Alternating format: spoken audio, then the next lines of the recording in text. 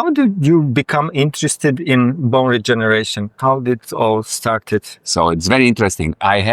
Once I had a lecture when I was very young here in Budapest, I think in maybe 94, Torkiet Karring, Yes. from Denmark, who was one of the developers of guided tissue regeneration in the membranes, Yes. gave a lecture here. And at the end of his whole 4-day lecture, it was good. But at the end of the whole day lecture, he said, theoretically, with putting the membrane everywhere, you could change everything. You could change the whole jaw. You could change even, Yes. Yeah. For him, it was even change like a face. But of course, that was the first one. Then the second one, when I went to UCLA in 1998, then I met Dr. Jovanovic, Yeah. and he was, my mentor there, and he was my teacher there, and he was one of the fathers of the membrane. So, I really started to be very interested in bone regeneration. And then I was starting to focus on that I want to do. So I've seen some vertical augmentation, which was good, but at that time there was much more complications, and I wanted to make, the perfect one. Okay. That was my goal. Sounds great. So there are a few surgical protocols to regenerate the bone. What do you recommend to, let's say, a young doctor, just to stick to one and improve, or try to learn all of them, and maybe trying to learn the advantages and the case selection and the protocol selection? What do you think? I think, of course, everybody has their own taste, so that's good, because somebody likes this, somebody likes the other one. However, I think if you try to practice if you try to ride too many horses, it never works. Yes. So I would prefer somebody would try to focus on a technique, Yes. and make it more perfect, and learn more deeper perfection every day. Okay. Other than if you practice once something on Monday, another thing on Tuesday, you're going to be always confused, and you're never going to be, that perfect in everything. And also, I think today you should look into the literature. What is the least invasive? What has the best documentation, and what results for the best long-term outcome? Yes, because when I started, and I think when you started, it was a lack of information. But now this is like an information overload. How they choose the good information, or the Yes, I think unfortunately there's a lot of information which is very easy to access. Yes. Which are not very scientific. Yes. And that can be a little bit of a danger. If you drive into the wrong street and you start to do cases which will end up a problem in 2 to 3 to 4 to 5 years, then you're going to be miserable. Yes. In America, they always said, if you do something that is not going to work long term, relocate to another state every 5 years. And that's 50 states, so by the time you finish, you're retired anyway. Right. We cannot do it here. Yes, we cannot do it. Yeah. So anyway, I think the best is if you have something that you really like, you should really read, do they have any, for example, we published a paper recently with Dr. Kucki about the crestal bone changes after vertical augmentation. We figured out there's very few articles reporting what happens in the bone. And of course, I say that, but it's true, the most articles in short term, medium term, and long term, and with the best follow-up was GBR. Yes. But I think GBR is the easiest, least invasive and the easiest. Yes, I know. Who had a major impact in your career? I think the biggest impact I can tell a couple of people. Number one, in Hungary, we had Istvan Urban, who then was the head of perio. Okay. I really loved him. I really liked him. And he was the first one who, showed me a very good quality way. Then at UCLA was Dr. Henry Takei, was the main one. Of course. He's one of the fathers of mucogingival surgery. Yes. And, he was just as a human being and as a teacher, he's just perfect. What kind of values did you learn from them, or what kind of principles did you learn from them? I think the most important principle was that you always look at the best interest of the patient. Okay. Not yours. Not yours. The best interest of the patient, But for the long term. And do something that's going to work out. Yeah. Because they were all doing practices when it was very important because they were in private practice for many years. without relocation. So they needed to do something that works. So this is the main, let's say, objective thing to look if they're in the same place. Yeah. Well, the same values that they taught you, you had from your parents or from your family, or Very much so. My father was a physician. Yes. And he was very, very good with his patients. He always said, look, I'm not saying that I never made a mistake in my life, but I can look into any patient's eyes. Mm-hmm. In the last, many years he practiced. And he also told me that, look, if you see, he said, what you're going to do is very different than what I do. Of course. But he said, if you are going to see a problem with a patient, don't stick your head into the ground, into the sand. Just do something today because maybe tomorrow is too late. Okay. I think it's very true for us too. When we see any problems, we have to act on it immediately. Yeah, and tell them the truth. But I think also, that's what I've saw. That's what I learned from him, for sure.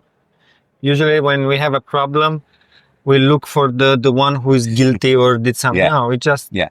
I think it's very important to look into the mirror first. Okay. I always look into the mirror. If I have a problem, I look into the mirror and say, okay, what could I have done better?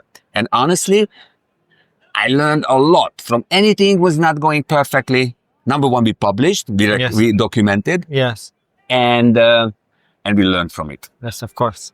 Because I think you innovate so much and you are like a perfectionist. And I think every time you think you could do something better and better. And there's better. Very few cases which I would say that, it's perfect. It almost doesn't exist. No, doesn't exist. Okay. What do you think is the main innovation in implant dentistry, maybe in this years or this period? I think the main innovation that now is we're going everything digital. Digital, okay. So in the digital, let's say digital and regeneration together. Mm-hmm. The most important will be to not to go back to the history, because sometimes it's very easy to, for example, print something digital. Yes. But in a material that we didn't use for the last 20 years because it was not so good. Yes. But for example, to print a PTFE is impossible. Yeah. Print titanium is possible. Yes. So, but which one is better? PTFE is better. Of course. And so, I think the next generation of materials or digitalization of the existing ones are the ones which are coming in. We're also working on this type of. Yes. You also remind me yesterday about the polycaprolactone membrane. Yeah, the PCL, the polycaprolactone is one of the materials which is very interesting. Okay. There's a couple of them. Yes. But of course, these materials, it's very easy to digitize. You can print them. You can give them a very high resolution printer and you print it, customized, and it's going to resorb. But we have to work on the resorption time. Resorption time is very slow now, and it's a little bit too thick also. Yes. But I think this is it. Yeah, we have to improve on that one. We have to improve. And also like companies which are maybe can use growth factors, painting growth factors into printed matrices. You talk a lot about growth factors. Yes. Do you think this is the future? I think it's one of the arm of the future. Yeah. I don't think it should be the future, but I think it's already there and they help a lot. We don't exactly know what the future, but the future should be something for sure not autogenous bone. Yeah. Autogenous bone is almost history. Yes. So the future will be something that you may print, customize, and then you put some biological information in there. That can be potentially cells, which I think far away. Yeah. Could potentially be a microdose of growth factors. Yes. Because these printed materials, they usually don't work. There was one article, they printed polycaprolactone for periodontal regeneration. It worked very well, and 2 years later, the whole thing failed. Okay. And so that's what I'm saying. When you do something very new, digital, but you maybe use a material which is not the best material. Okay. So we'll see the next couple of years. Yes. I think it still have to be, it's very important that whoever is developing, they have to do very good science behind it. Yes. So that's why you're here for, to back them up. But what do you think is the main challenge that we have in implant dentistry today? I think the main challenge is that we're only serving a very few percentage of the patients. Oh. And how can you treat more patients? Because there's much more patients out there and nobody's treating them. You are thinking about implantology or just dentistry? Or implantology. So many edentulous patients, so many partial edentulous patients who need this type of treatment. so many patients need regeneration. Yes. We're not even scratching the surface. I forgot but it's like we're just a very few percentage Yes. of the patients. So I think that's why, like, I cannot treat all the patients. I cannot reach all the patients. Okay. But I think, for example, a lot of doctors who will, for example, training with us, they can treat a lot of patients that I cannot treat. And I'm responsible that they be successful. It's very important for me, it's not, I don't want to be only successful. You feel that's your responsibility, yes? It's very important for me. I'm very responsible that anybody who I train is going to be successful. Otherwise, it's my failure. If they're not successful, I fail. And I think, and the challenging in dentistry, like to get these patients, not only for regeneration, but in general, like, edentulous patients, immediate, you can do immediate loading, immediate placement, whatever you can do, but how can you connect to them? That's a little bit of a challenge still. Do you have like a solution or something in your mind? I think so. That's why I'm asking. I don't know. I don't think I have a solution, but I think it's slowly getting there. I think, in some parts of the world, like let's say, for example, India, I don't know how it goes. Okay. But I'm sure there's a lot of patients who could be treated. Okay. But maybe then, who's going to clean the patient? Who's going to teach the patient? So it's a very big, public health issue. Public health. It's a public health issue. Maybe in the United States, it's even the United States, just a few percentage they treat of the patients. Yeah. Because they cannot pay or they some they cannot pay, they don't have enough information still, they're afraid, who don't know who to trust, or they had, heard some bad experiences. Yeah. But in the United States, they are working in this way. They have like a specialist for this, for that. In Europe, the dentists, we are trying to be good at everything. Yeah. What do you think is the best way? The European or the... I really like the European way, and it's coming to the US, which I call the super dentist. I think it's not only, but they are very good at giving names to things. So a good dentist, like Uli Grunder. I call Uli Grunder the master super dentist. Okay. Who you go to him and he can do your surgery, very good implants, very good prosthodontics, everything. Okay. Yes. But it's very difficult to do. Of course, it's very difficult to do.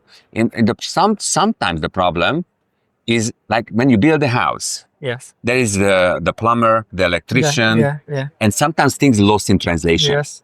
And that can happen when you have this specialist, that specialist, but they forget to communicate. And so you need one guy to connect. Yeah. So I think it's good to have specialists. Like in our clinic, we have 7 specialists. Yeah. And even then, it's difficult to always control everything. Yeah. So I think there is one guy who do the treatment plan. Maybe you or something else, someone else. Yes. And the others just, Yeah, the others were, let's say, 2 major guys. One is the major restorative, major surgeon. Yes. And we have to look at both of us. We look at the patients and we do a treatment plan. And then we're going to sort it out. Yes. I think that's, of course, the traditional specialist is a very good way. But in America, they start to have clinics. Because before in America, it was like, you must have only a perio in your clinic. You cannot restore a tooth. But now the specialists, they go together and they do one clinic. And there's a prosthodontist, a periodontist, and endodontist in one clinic. It's like a joint venture, yeah. Okay, sounds great. Now, you are globally recognized like a successful doctor. How do you stay grounded and how do you manage to have like a personal life and with such a busy professional life? My only talent, I say, is time management. I'm very good in time management. Sounds good. And my day management also. So I pretty much know what I'm going to do the day after tomorrow at 4 or 5 p.m. Okay. Like I have like a master plan for that, what I'm going to do. And there is no way, if I want to do sports, like say 4 or 5 times a week, I will do sports 4 or 5 times a week. And for example, I have the course, but tomorrow, because I would miss 3 days from kayaking. So today I did, this sport, I did a little bit in my clinic, but tomorrow at 7 o'clock before the course, I'm going to be on the water. Yeah. Paddle a little bit. Sounds great.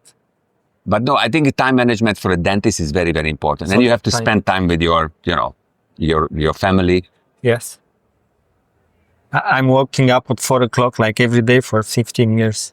And I'm not like a professional athlete, but I did 220 kilometers in Sahara Desert, ultra triathlons and stuff. But this is not me. My father was a gym teacher, and I think it's something in my DNA. Let me see your legs. No, it's good. It's good. I recognize this pattern, you know, the discipline, because you train a lot this discipline. But there is such a thing like work-life balance, or it's just something? I think work-life balance is very important. And for example, when I go for vacation, it's amazing that I cannot even answer an email. I don't answer emails for 3 weeks. I just close. Bam. I want to answer. I want to start. So you can do this? You just disconnect? Yeah. I'm done. I'm gone. Amazing. But what sports means to you? Because it's more than sports, I think. I think for me, sports, because I'm very much focused on my work, for example, and think a lot about it when I do the sports. Like for me, kayaking is, I'm not saying it's like meditating, but it's completely, I'm not there. I'm not, that's the only time when I don't think about, you know, something. Yes. I don't think about anything. I'm out there. I'm thinking about how I kayak. And when I go home, it's like, I'm like a fresh mind. Yeah. They call it like a flow state or something with the athletes. You know, like I know, yes. Going to the flow. Yeah, but also like, I think it's a very good way to regenerate. Your brain needs regeneration. Regenerate your brain, yeah. And you taught this to your children, or it's just something that it's important to you? Yeah. I mean, especially one of them is very much into it. The other one is a bit less. Okay. So, what are your routines or your rituals? Your, let's say, morning routines or evening routines or before surgery routines? Okay, so before I was doing my sports after my training. Now I try to work at 10 o'clock. Mm-hmm. If I'm not giving a course, then I start to work at 10 o'clock. And I'm training. I'm going to the Danube at 8 o'clock every morning. Mm-hmm. Before. Mm-hmm. I have a group of friends, we meet them. Then I work, and then when I go home, you know, it's like we have like I'm with the family. We go for an evening walk. We have a dinner. So it's nothing special, you know. It's nothing spectacular. For you, it's nothing special, but we didn't know how to do it. We didn't know that relaxing is important. So we just work and work and work. At sometimes it's maybe too much, and something is broken. Maybe your family, or maybe you at your job, or you lose your enthusiasm, or you lose your focus, or you lose something, or you do mistakes, like stupid mistakes, because you are tired. So I think, you know, you should do something, like I always say, you should do something in a way that you should imagine, sports or your work, same thing. You should do sports as actively, so you tell yourself, okay, can I do this for the next 20, 30 years, like this? Because if not, then maybe I'm doing too much now. Okay. So you're like overtraining or something. Yeah, it's like overtraining, overworking, and then it backfires, and then at the end, when you look at in 10 years, you even work less because you burned yourself out, and then you are not even efficient at the end. Yeah, I can hardly wait tomorrow to speak about, let's say, patient management, and you told us that you will speak about prices or something, so we can understand better this thing too.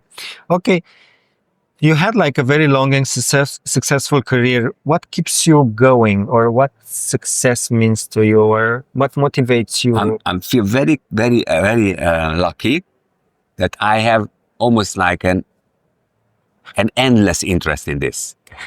So I'm so interested that it's like, I don't see that it's going to end. And I think the interest helps you through the days. The passion. Yeah. Interest makes you passionate, and that's it. So, and what success means to you? For me, success means... You try to reach something, success or means like to do the perfect bone graft. Perfect bone graft is one of my main goal. I mean, my main success. Perfect bone graft. Now, you know, success also like that you have a very good relationship with your family. Mm-hmm. Mm-hmm. And maybe your health also. And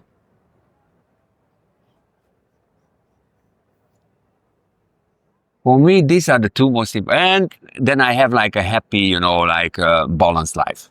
Mm-hmm. That's of course successful. So you feel good with yourself. I feel healthy. Yeah, I feel healthy. That I can do my sports. I can do this and that. Yeah. That's it. I feel successful. I don't feel successful if I'm more known, or if I'm more in a newspaper, or if I'm more, more successful, money, more like more a successful bigger clinic economically or something. something. Yeah, no, I know. Do you have any tips and tricks maybe for the young doctors, or maybe for your younger self, so to say? I think, yeah. So, for example, what Dr. Tage always told us that, and that's what I think. Just find in the dentistry what you really like. Okay. Do that, and focus on that. That you do that you do that very well, and don't focus on how much money you're going to make, because money will come if you do a good job. Whatever you do in this project, you can do endodontics, surgery, whatever you do, but do it well and make sure you like that. Otherwise, you're going to be unhappy. Yes. And then you're going to be successful financially too. Yes. So we are not trying to reach many likes or many followers. No. Or more money, or more titles. I think, and especially don't rush it. Don't rush. Don't like, okay, I'm a dentist already 1 year and I don't have, the others they put 20 amalgam fillings. We did already 25 more implants than I did this month. Oh my God, no, that's not the way. No, of course it's not the way. Thank you so much. Okay, it's amazing. And thank you. I don't know, I'm speechless.